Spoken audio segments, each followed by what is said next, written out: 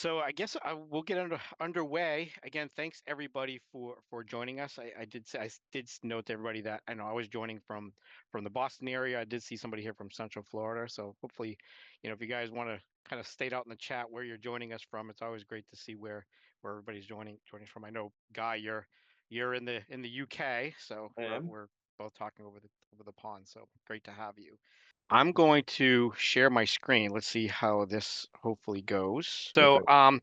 hi everybody. Again, thanks for joining us today. We're really excited about introducing this to you guys, and I really appreciate everybody joining. I'm gonna introduce myself. My name's Keith Belanger. I'm the field CTO here at uh, DataOps.live. Prior to coming to DataOps.live, I was about 27 years as a practitioner, so have a lot of experience in the world of delivering data solutions to organizations, and I was happy to bring that experience over to DataOps.live. Joining me today is our founder and CTO, Guy Adams. Guy, why don't you give everybody a little brief introduction about who you are? Okay, so yeah, uh, founder and CTO of DataOps.live, been doing this for a little over 5 years now. Prior to that, my background is in software engineering and building software engineering organizations. So, one of the things that's always differentiated DataOps.live is that we don't see DataOps as this kind of unique standalone thing. We see it as essentially building on top of building on top of the shoulders of giants, building on top of the shoulders of the DevOps world and the cloud ops world, and just identifying those unique challenges of data and solving those. So that's and I think the topic we're talking about today fits squarely into that category where we're trying to solve a problem that just doesn't have an analogy in the software world or the cloud ops world. So it's one that's very much in our wheelhouse to solve. Yeah, and we're definitely going into a new era, for all of us, I'd like to say from the big data era to this AI world and really introducing folks and where we're going to go there. So it's some exciting times. I just want to kind of request to everybody, I can't currently see the QA, but if you do happen to have any questions during this discussion in the webinar, please enter it into the QA aspect of Zoom. And if we have questions at the end, I'm sure myself or Guy would be happy to answer them at the end of the presentation. So with that, I'll get underway. So the first thing I would like to do is, for those of you who may not be aware of who we are at DataOps.live, a little bit of background of who we are. So we are a strategic partner of Snowflake. We're an elite partner of Snowflake, and actually in the last couple years, we've been recognized as a elite partner for both 2024 and 2025. So we're very proud and excited. I'm even recognized as the Data Ops Company of the Year. We have two books that I know Guy was a very big part of producing, both the Data Ops for Dummies books and the Data Products for Dummies. Both of these books, by the way, are available on our website if you do venture over there and would like to take a look at them. And we actually have great relationships and customers, very large enterprise customers who leverage DataOps for their Snowflake implementations, with Eutelsat, AT&T, AstraZeneca, Disney, many more. And actually, one of our largest customers, and obviously besides being a partner, is our relationship with Snowflake. Anything, Guy, that you might want to add into this at all, or we can I can continue on. No, I think we're good. Right. So, you know, data ops, and I'm going to talk a little bit about my own experience. So years ago, I didn't even call it data ops. I'm not going to go back to even like 4 or 5 years ago. I used to call it, you know, uh, central services because we didn't really have a name for it. But the term data ops over the last few years, really from Guy, kind of their leadership and their kind of promoting that throughout the industry, it's been recognized even by Gartner, and Gartner has recognized that DataOps.live in the organization, in the industry, is the top vendor for that, and we're really appreciate that and recognize that is that many more organizations are recognizing data ops as a core component of their data practice. Being a leader in that space is great. Now, Also, we look at ISG. So some of you who may be familiar with who ISG is, kind of similar to Gartner. They ranked the different vendors who kind of state and have a data ops capability. And even in that recognition, we are at the top of that. So again, a very proud things. But I find this chart extremely informative for a few reasons, and really this kind of expresses our relationship with Snowflake. Because if you go and you look at this, you'll see that, there are data platforms like IBM and Microsoft and Databricks, but you don't see Snowflake here. And I'm going to kind of ask you a question, Guy, to kind of answer that. Why don't we see Snowflake here recognized from a data ops perspective?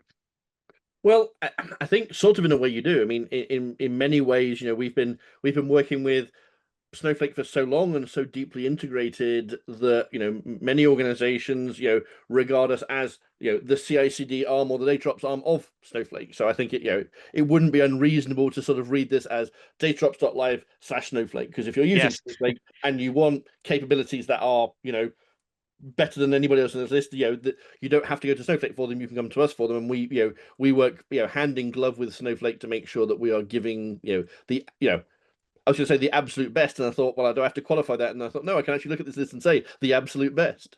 The yeah, absolute best DataOps capabilities out there. exactly. And that was kind of like really the point I was hoping you were going to get to, was that, yeah, we are that Snowflake arm of the data ops perspective, and having that tight relationship even between our two product teams is great, and great for the industry. So speaking of the industry, what news from the industry? And I'm going to kind of ask you a question, guys. As we go to the next slide, you know, what are we hearing in the industry? I know you spend a lot of time, even myself, we're really talking a lot about with folks that are out there. Kind of like, what are you hearing? What are you talking about when you're out there? Yeah, I mean, these are just a collection of things from various publications and analysts and things. The details aren't important, but you go through these, and whether the numbers are 70 to 80%, 80%, 85%, 70%, 60%, 85%, or whether it's the reasons, data quality, data issues, data quality, relevant data, not AI ready data. The theme is very much that AI initiatives in the main are not being successful, and the by far and away the biggest reason for that is because the data people are pumping into them is not AI ready. And I think one of the things that people are struggling with is, but this has been I've been doing this for years and it's been fine. Like people are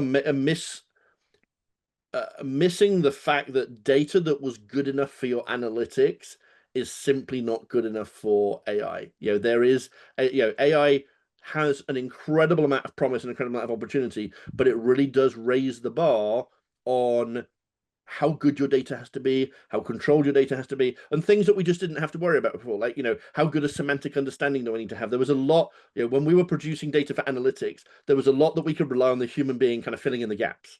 Yep. Which is what human beings are brilliant at.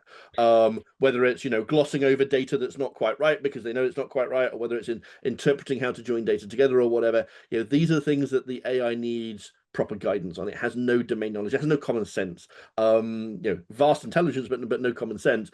So I think the big takeaway here is that even if you've been doing a great job up to now building analytical data, the bar to move into AI is so much higher. And if you don't do something, if you don't recognize that and then do something about it, you're going to be part of one of these, frankly, horrific statistics. Yeah, I can remember, I've been in this a long time, and I can even remember when we would come across bad data or scenario when we were delivering. I would oftentimes all the time, Keith, that's statistically insignificant. It's not going to change our pie chart, or it's not going to change our bar graph. We're not going to worry about it. But, that statement changes completely as we move into the AI area, that even though it may have been statistically insignificant, it's highly significant as you start going into the AI and you want to leverage your data for AI, and really changes that dynamics that organizations are facing as they move into the future. Yeah, absolutely. All right, so we were just kind of talked about this, but we really are seeing, right, mediocre data is going to be failed AI outcomes, and kind of our little slogan here at DataOps is like, good enough data is not AI ready, and we really just hammer that in. Is really going forward, organizations have to put a new perspective and a new amount of focus on that data. And can't just jump to AI without really understanding and fixing the foundational aspect, in which is, the data that's going to be leveraged. So we hear a lot about in the industry AI ready data, AI ready data, AI ready data. We were just talking about AI ready data. So where do most organizations exist today in that journey of getting to AI ready data? You know, One is many organizations, what on earth is AI ready data? Just that general question of, we're hearing about it, but what is it? Okay, but how would I get myself there? How do I get to um, addressing AI ready data? So once you come to that kind of understanding, is like, great, fair enough, but we don't have the time. And this is one thing I've heard for many years, right? Every time trying to do something right, you kind of would be, I'm gonna say, poo-poo, push it off to the side, is it's gonna be time consuming. Well, so people are still saying that, who has the time to do this right? How do we make the time to do it right? You know, and then the other people say, my data is fine, my data is already AI ready. So, Guy, I would kind of get, we hear these things. I'd really like to get your take on the responses. What is the answer to these organizational questions, I guess you can say, right? Well, yeah, it it's hard because it's such a wide range. At the bottom end, there are legitimate, and I would say this is probably over half the organizations that we talk to are in this bucket of just like, okay, what? I mean, I've heard it, I've heard the term, I can understand the words, but an actual proper understanding, of just the scope of what we mean by this, is a critical piece of this. And then you get organizations who are a little bit more sophisticated to say, okay, well, I understand the overall scope, but like, how would I actually measure and quantify this? That's another level of depth. And then you've got the people who say, okay, well, I get it, but as you said, like, just it's an inordinate amount of time and effort. So, for these people, we're going to have to do, not just provide some level of measurement, but actually we're going to have to put a lot of automation in here. What we can't do is create more work for these people. Actually, what we can do is be creating less work. And then even the ones at the top, people say, okay, well, these people are, these are the 1% of the 1%. These are people who are actually nailing it today. These are the people that may even be having those rare AI successes. My data is already AI ready. Great. But how do you know it's staying AI ready? How do you evolve as AI readiness evolves over time? How do you how do you prove to your consumers, knowing it's AI ready and being able to prove it, but the assurance to your consumers is something else. And even just something mechanical, like, how do I prove it to my boss? I mean, to be honest, if you are in this category, congratulations, you deserve a pay rise. But it's hard to do that because it's just your opinion.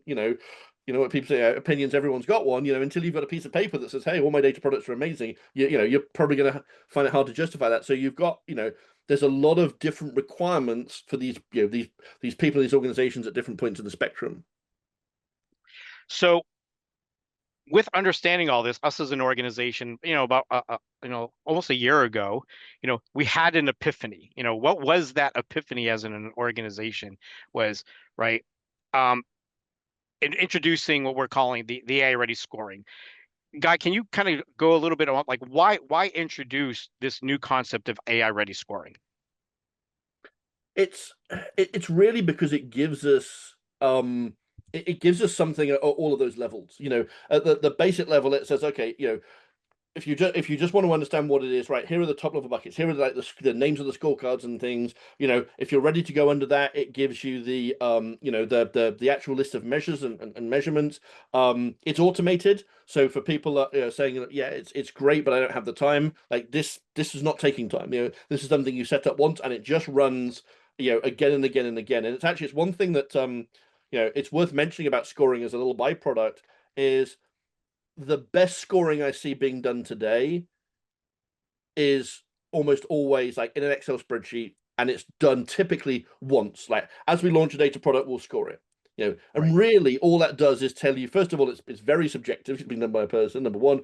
And number two, all it really tells you is the state of your data product on the day it was launched. It doesn't tell you anything about your data product the day after that, the week after that, the month after that. So for me, scoring as a one-time exercise, I mean, I'm not saying it has no value, but really to get to the things we want, when we talk about scoring or measurement, like, some of the, I love the Peter Drucker quotes on the screen. you know, if you can't measure it, you can't improve it. And that's not a one-time thing. It's I measure it, I improve it, I take new measurements, I improve on the basis of that. That's continual improvement. That's how any system gets radically better over time. But I also like the quote at the top, you know, because I speak to a lot of data teams who are just completely underwater, running around doing these things. To say, okay, but you're busy, no question, but are you doing the right things?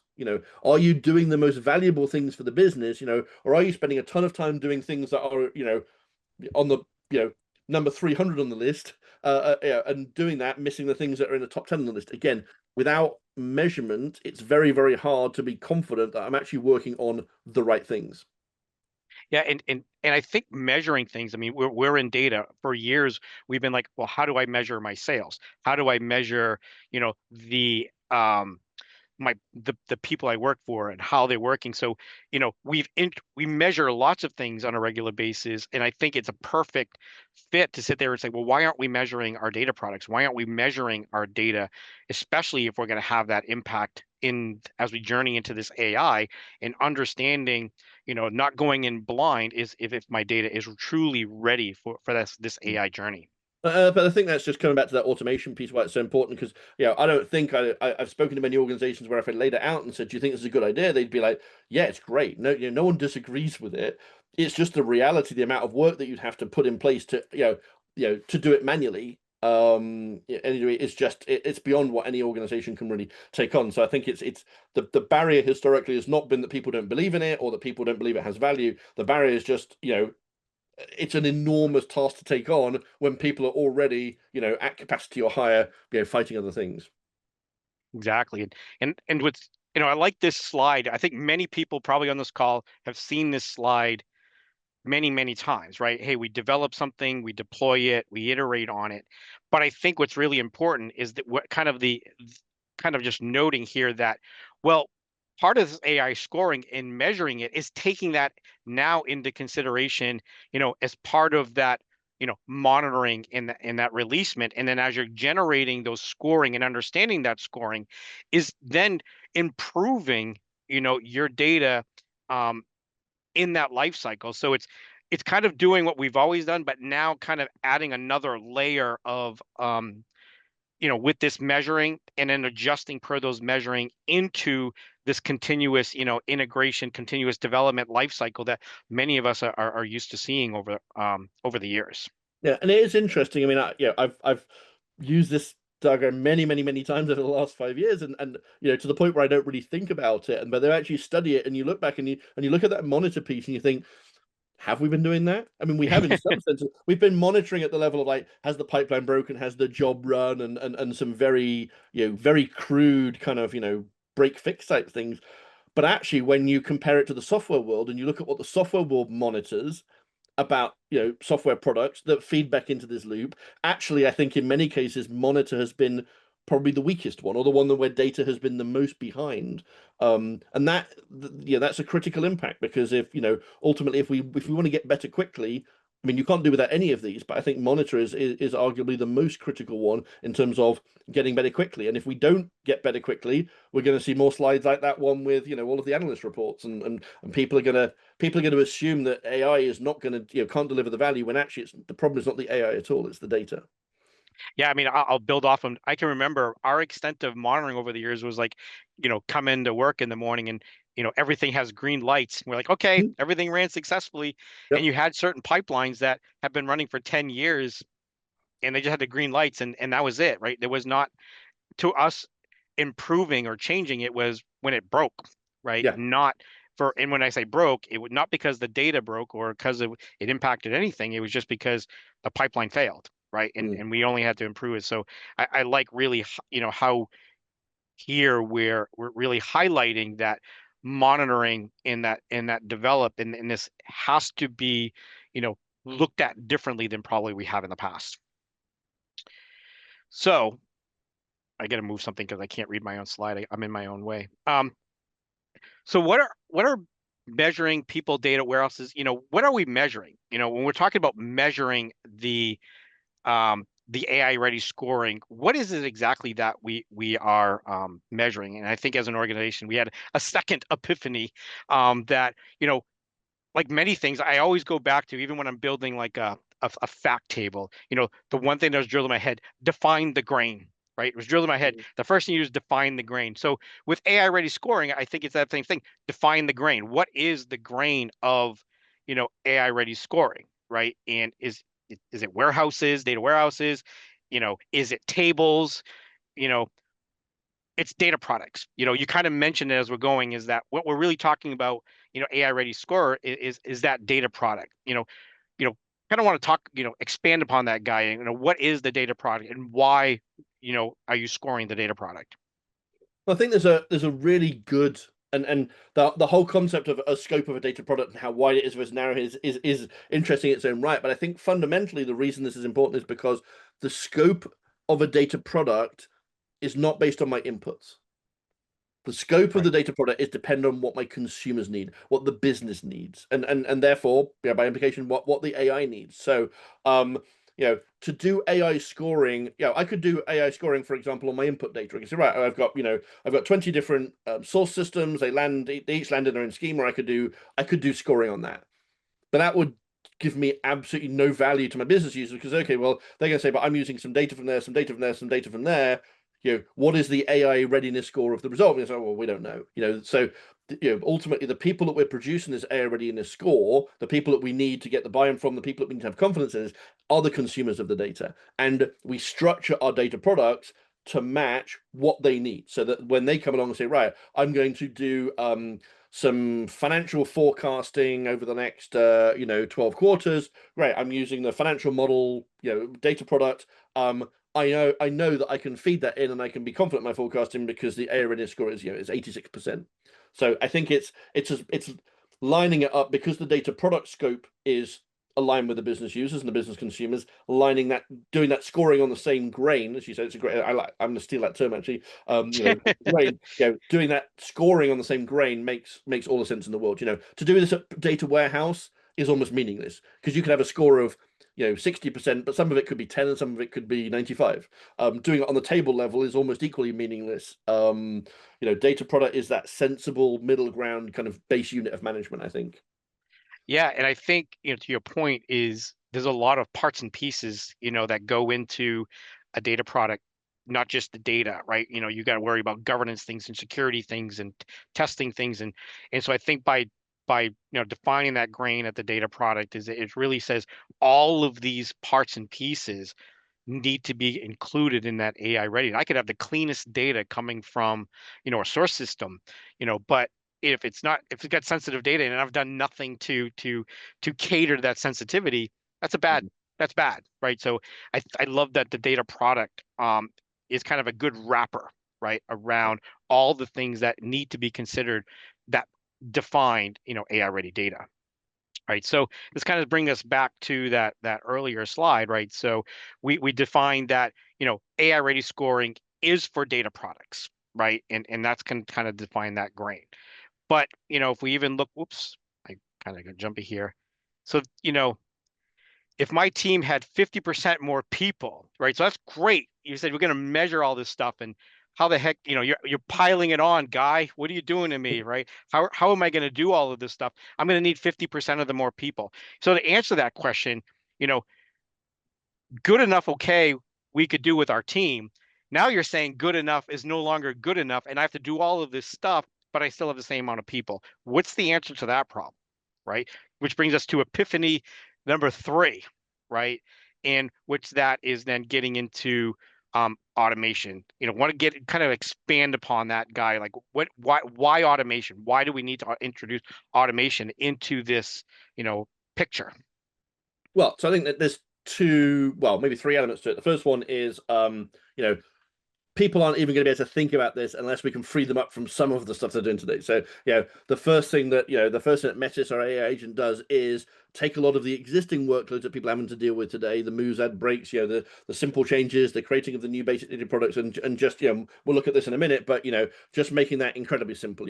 We've got, if you're, the ability to be able to create a brand new data product from scratch, production ready in 10 minutes, for example. If you can do those sort of things, then, number one, that is going to significantly free up team resources. Number two, the measuring itself, as we said before, if you don't automate this and you don't automate it because of the amount of AI, is going to be incredibly labor intensive. I mean, you imagine, every day if every day for every data product, you gave your users a list of, 1,000 questions, does this, does this, does this. If you can't answer those questions automatically, and some of them can't be answered deterministically. Some of them need, an AI to answer them. So that's the second piece. And the third piece is you've got to be able to do something with the results. Someone I know very well, is in consultancy world, says, he always advises customers. They say, we need to measure X, Y, Z. And he says, well, okay, when you measure that and you get this, what are you going to do with it? And if they look blank, he says, there's no point in measuring something unless you've already got a plan to take action when that measurement tells you something. Right. So don't measure something if you don't have an action plan for it. But if people are still swamped, great. We got automated scoring in place. It told me that my scoring is 75% across the board, but I've dipped as low as 30% in this one area. What do I do about it? So I think the third piece, and maybe in the long term, the piece I'm most excited about, is when the AI actually produces the recommendations on how to improve the score, and then can work with you to implement it. And that's kind of where we are now with Metis, where you see it, you see a score and it says, to improve that score, here's my 5 recommendations. And when you click on one, and that takes you to the interface where you're talking to Metis and saying, hey Metis, I need to improve this, that, and the other, this is the recommendation, go do it for me. And it might have to ask you 1 or 2 questions, but it's not just scoring, it's not just making the recommendation, it's then actioning that recommendation in a almost closed loop.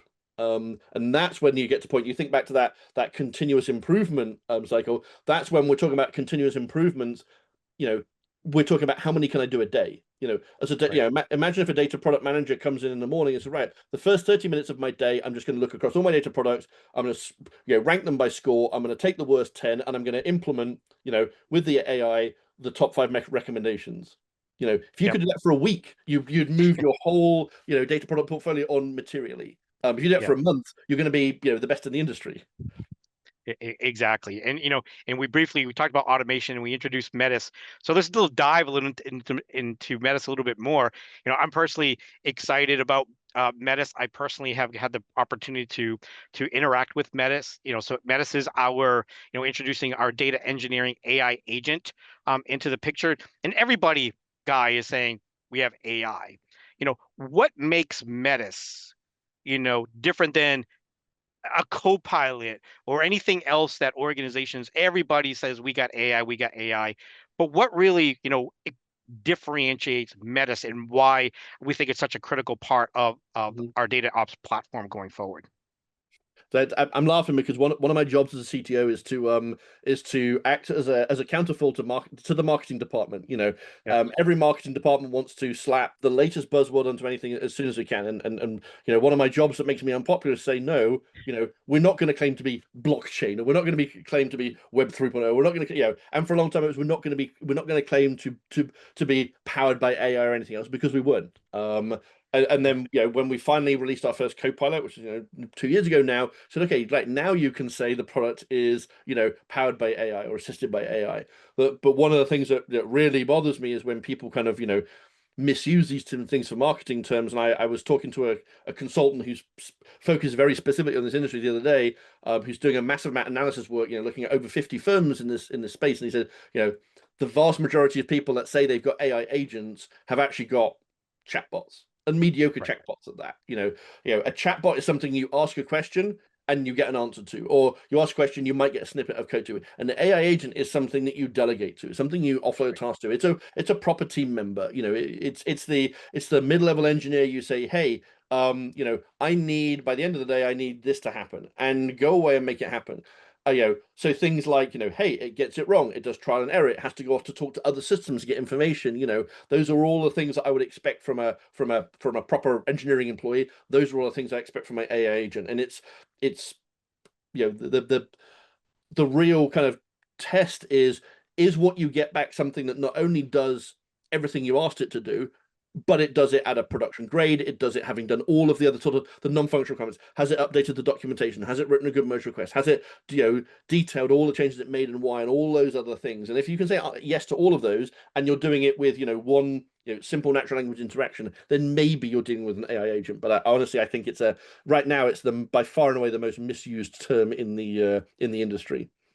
Yeah, and just to give a little, depth and context, I've used both our, when we had our AI agent, like you said, for the last couple of years, and then Metis, and the AI agent would just be like, it would just show me, not it would just show me, here's the like if I wanted to do something, it would say, here's the documentation, this is the instructions, right? It saved me time researching and finding it.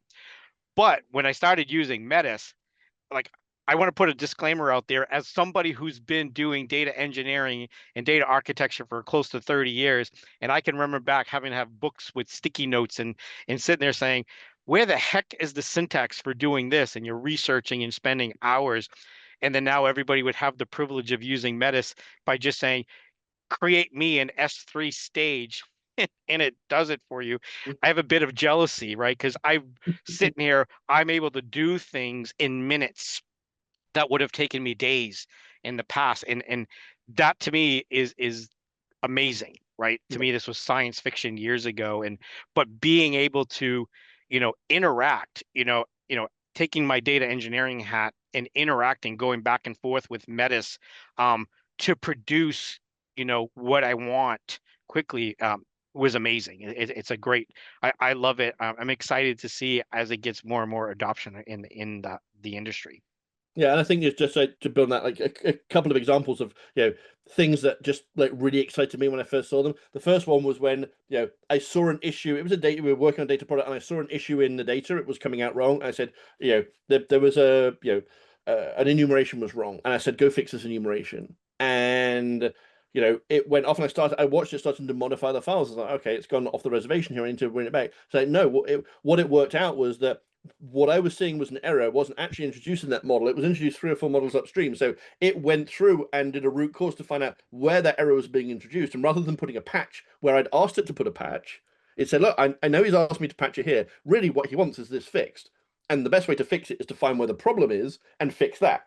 It's like, okay, now, the first time the AI doesn't do what you ask it to do, it does what you meant it to do. You're like, wow, okay, this is really revolutionary. But the other thing is like when you can just ask for incredibly vague things. Like, my favorite one is to open up a data product and ask Metis, go and add a sensible set of tests to automated test, data quality test to this. And it doesn't just go through and say, oh well, yeah, I'll do a not null here and a whatever there.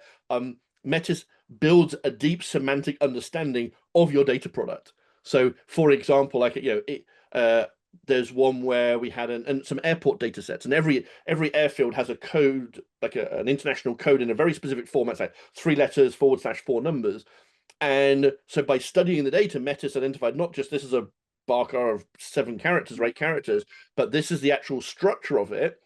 And then when I said go and write some sensible tests, I said, right, well, I'll write a test that makes sure this column is always 3 characters / and 4 numbers. And it's like, what, that to be able to just ask for good data quality tests and have it actually introspect the data and then add really, really tight, meaningful tests is incredible. Absolutely. Yeah. Very exciting where this is going. And as I said, a bit of jealousy for those who are going to be using this on a day-to-day basis. Um, so we kind of went through this. How does Metis, help? So we'll kind of recap. Metis will make your data engineering team 5x more efficient. One thing I want to really stress here is the first reaction is like, oh my God, Metis is going to replace the data engineer. No, this is a force multiplier for your data engineering team. Going back to a few slides back when we were talking about, oh my God, you guys want to introduce all this new tests and all this other stuff. I can't grow my team, right? This is how you grow your team. You use your existing team and you make them 5x more efficient by having Metis be able to, um, accelerate the abilities of your data engineering team so they don't get caught up on mundane tasks. Like I said, I can remember spending hours and days trying to find a missing comma. That's not really effective. That's not efficient. It's taking those capabilities and making them go faster. Um, Metis will enable your business users to be self-build robust data matching your. I really want to get on this. We didn't talk about it much, Guy, on the slide with Metis, but this is really taking a different, really perspective that the ability now to give a business user, a non-technical person, and be able to maybe even create a data product on their own by just asking Metis, because in the back end, you will have it's very knowledgeable on your standards, your best practices, your tests, that now we can take some of these things and kind of give them to that business user. You want to expand upon that, Guy? Yeah, I mean, I think it's a big part of, we've talked a lot about, the challenges of data teams and the fact that they are, on one hand, they're overwhelmed, they've got more to do than they can handle. On the other hand, the business is asking them to do more and more and move faster and faster. And, to some extent, squaring that circle is automation and AI, absolutely. But I think the other one that we're seeing, is hugely important is the delegation and decentralization. Why does it need a hardcore data engineering team to build a data product that takes already ingested data multiple times a minute? So Right. that's the business is happy because all they want is this. They want this as quickly as possible so they can move on. It's actually taking the business user a lot less time because they can just ask for it and see the results rather than having to write an email, trouble ticket, blah blah blah. And the data engineering team are freed up from a whole bunch of the basic moves, adds, changes to focus on the really interesting thorny issues. So it's a development that there's no losers of this. There's no one that ends up worse off. Yeah, as a seasoned architect, who always wants to make sure my environment is got all the proper governance and everything, knowing that that can automatically be implemented based on what I want for those policies and rules to be, then that's very you know fresh air to me to understand that.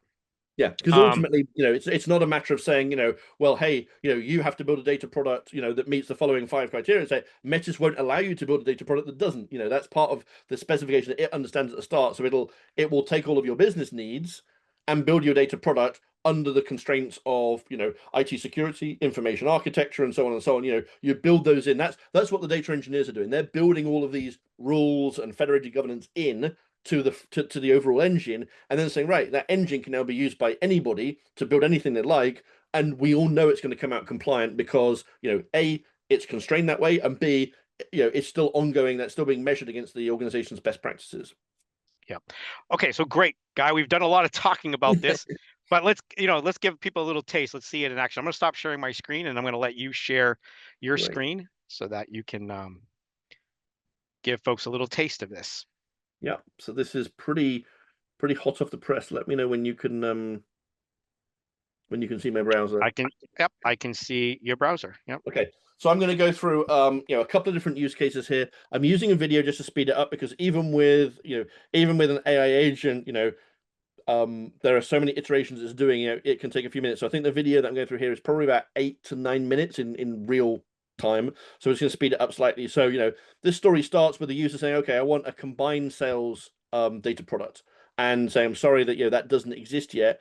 So you take that context, say, let's create a new data product. Maybe they add a little bit more context if they've got it. If they don't, that's fine. Metis will be perfectly happy just saying that. One of the really cool options here is just to enhance the prompt.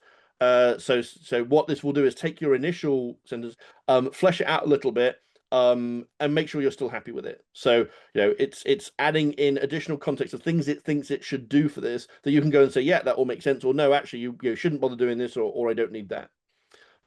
So this is now what it's going to move forward with. There is also, by the way, at the bottom, these examples of other data products that it could build for you, and all this is contextual. So the Metis already knows from that data product directory, it already knows all the data products in your organization, at least the ones you have access to. So when it's recommending things for you, it's recommending things that it knows it can build because it knows that you've already got access to the data for. Similarly, when it's enhancing these, or enhancing your prompt, it's doing it knowing the information that you've got available to you, the data products you've got available. So It's now going to pick the data sources. In this case, it's relatively straightforward because it's picking an online sales, an online sales data source and a mail order sales data source.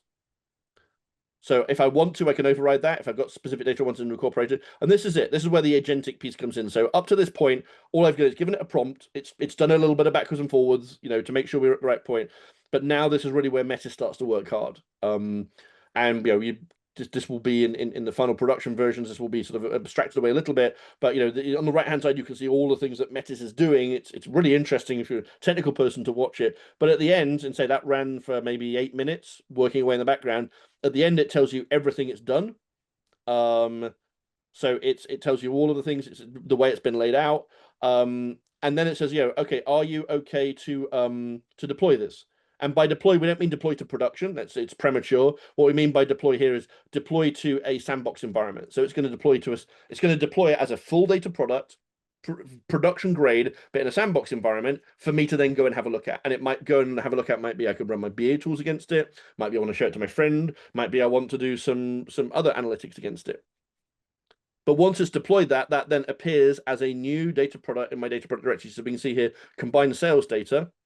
And when I go and open that up, it is now a fully featured data product with all the things I would expect to have, including a preview. So this is a set of models already with automated tests. We can see quality tests. It's already built 16 quality tests. I can see which quality tests are on each model, on each column. But this is this is what it has built. I haven't told it how to build any of this. It's looked at my requirements. It's looked at the source data products.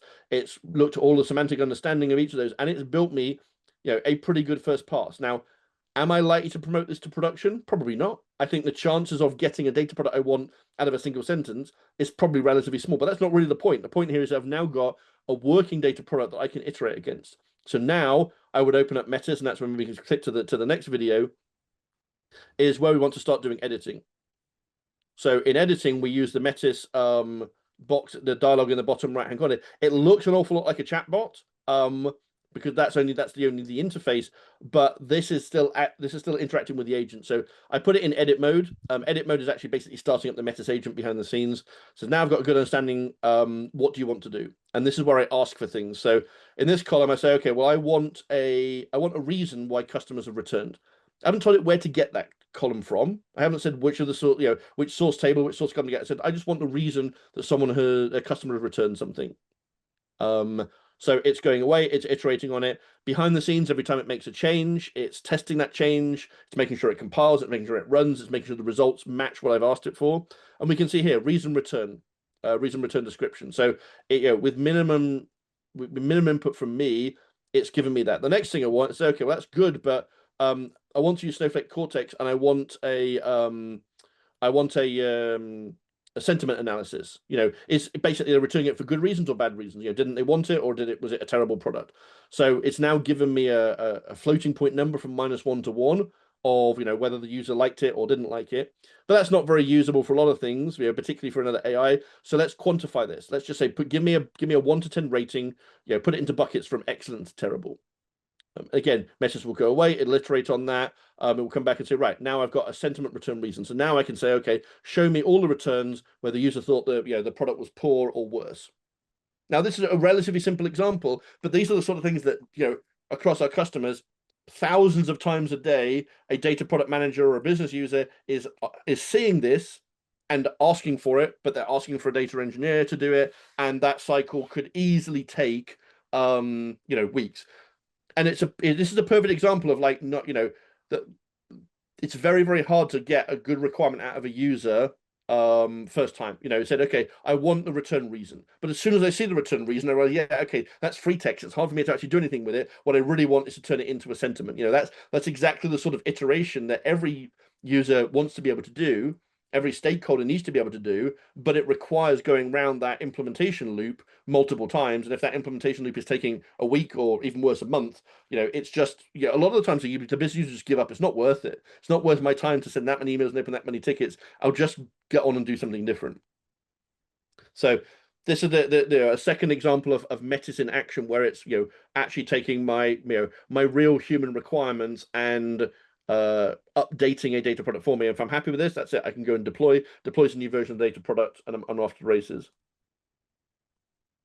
I think the final thing, just since we've been talking about, since we're looking at Metis and we're talking about AI scoring, is to look at, we've only really looked at the Metis piece of it, but if I go and look at, that combined data product, when we build that combined data product, that new one, we also go in and do a whole bunch of scoring to it. So here I can see, for example, my FAIR scoring. So if you're familiar with data products, you might be familiar with FAIR, which is findable, accessible, interoperable, and reusable. That's one of the sort of the most basic measurements of a data product. We kind of feel that's a bit limiting, so we've added quality, trust and security, and ethics and compliance to it. So you can see what I'm talking about at the top here, where we've got these not just these scores. So here, I've got my overall scoring, but I've got top 5 proposed improvements. And we can see the little sparkle icon next to it. That means these are AI actionable. So that means I can click on one of these. And I think there's going to be some even more specific ones in the AI ready scoring, for example, where I can click one of these. It will take me into Metis, and Metis will guide me through, either do it completely for me, or at least guide me through the process of implementing that recommendation.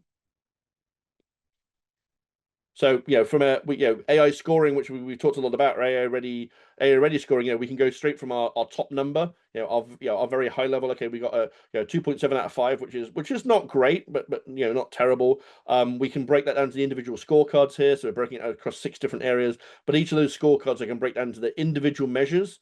And each of those measures will have its own recommendations. So, there might be 200 recommendations for this data product. That's a heck of a lot to manage. That's why we'll let Metis take care of just showing me the top 5 that are going to make the biggest difference. Because ultimately, we're all lazy. We all want the biggest bang for our buck. If I'm going to spend 10 minutes doing something, I want it to have the biggest impact on my overall data product.